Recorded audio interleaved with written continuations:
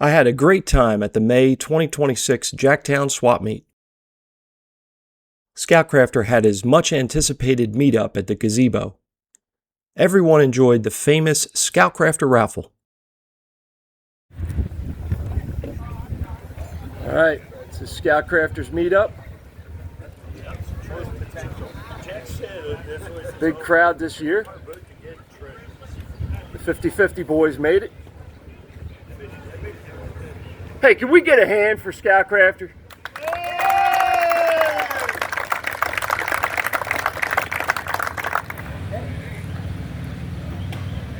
We should give the 50-50 boys a round of applause too. How about them shirts?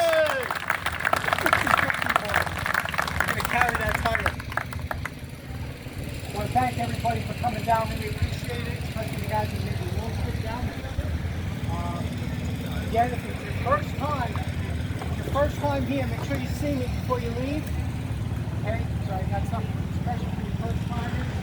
And also, gotta make sure you see some of the vendors in the back, because we've already had people come here thinking that this is just here, you know, and there's a whole second area in the back. Yeah, thanks so much for coming down. It's so great to see all of you again. We will be back here again this time next year. And same bad time, same bad time. Before I show you what I brought home, let me take you for a quick walk through the flea market.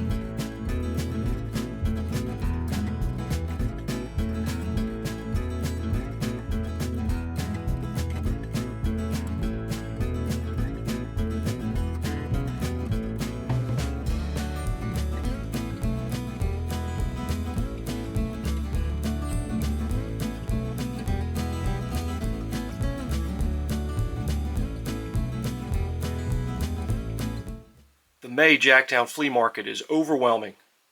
That was only about half of what I filmed. As usual, I spent most of my time shopping the $1 and 2 for $1 tables. I spent just under 20 bucks for what you see here. This was the most expensive item. The vendor wanted $7 for this, and I couldn't talk them down. But I wasn't leaving without it. This is a Champion screwdriver. Regular viewers know I collect these. This has got the distinctive 2-piece notched ferrule.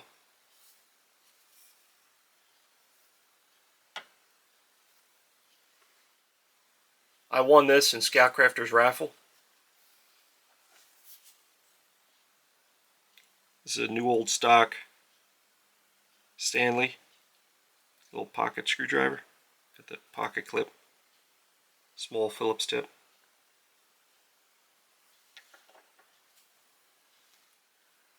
I spotted this beast on the dollar table. I figured it was worth $1. It is 14 inches long.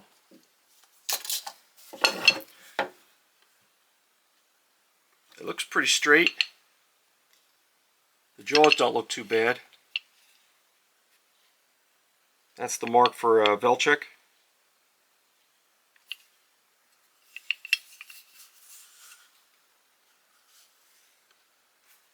What do you think? You think that's worth $1? These 3 items together were $5. Of course I had to bring home a pokey thing. I like the shape of that handle. And the ferrule looks like it's brass. I bet that would clean up nice.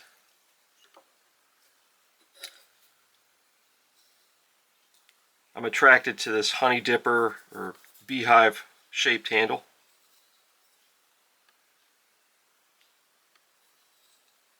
Again, I bet that would clean up nice.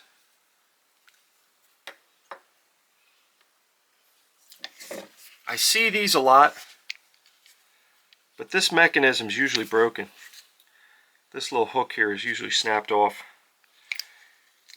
At least they are in my price range. These jaws look pretty straight. The wood's a little mangled up, but I think it's repairable.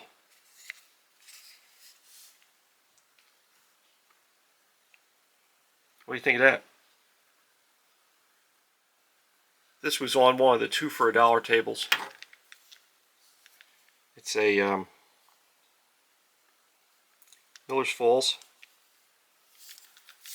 push drill, and it sounds like it has bits.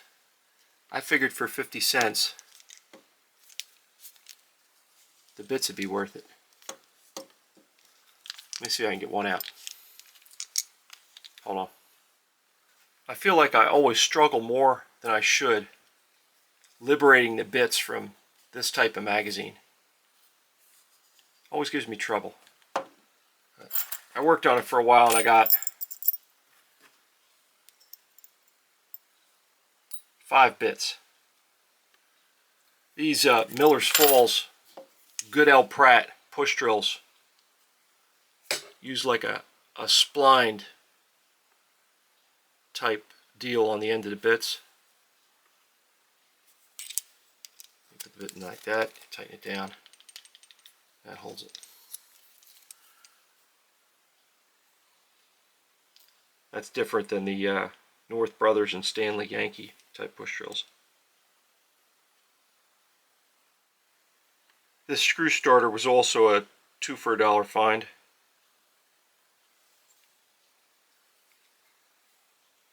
This one's marked Vulcan. Live long and prosper. I got excited when I spotted these needle nose in the dollar bin, as I saw these suction cup embellishments on the handles. That's usually snap-on, but I don't see any markings here. The handle says USA. What looks like an S and 96. You can see it better there.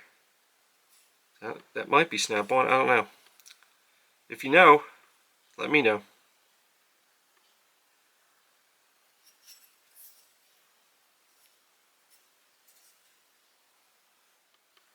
I saw this adjustable wrench on the dollar table, and I noticed this button right here.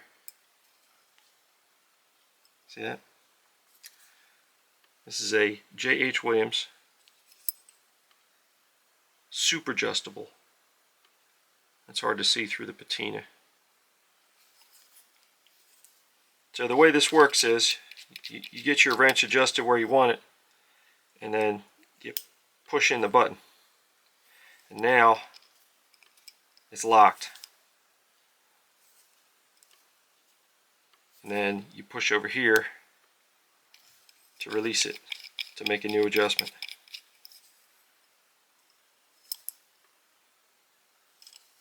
That's interesting, right? Here's some more 2 for $1 items. I thought it'd be fun to polish up this plumb bob. I don't know if there's a name on one of the facets or not.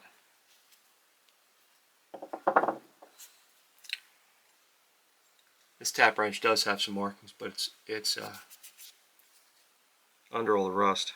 I don't know if you're going to be able to see that. I'm not sure what it says. These are always fun to clean up. I mean, 2 for $1, right? This right here might be my best 2 for $1 table find of the day. This is a Klein.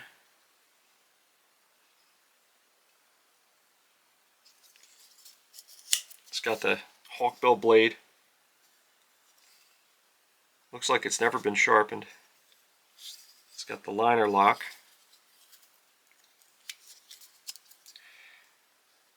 And other than a little rust,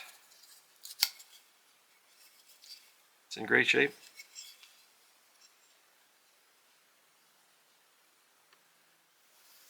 The vendor saw me pick this up, and he apologized to me. He said he shouldn't have put this out because it doesn't work. I said, well, what do you want for it in this condition? He said he wanted $1 for it. So I told him it's worth $1 just to see if I can get it working again. What do you think? You think I can get it working? Oh, by the way, it's a Proto Challenger. You see it?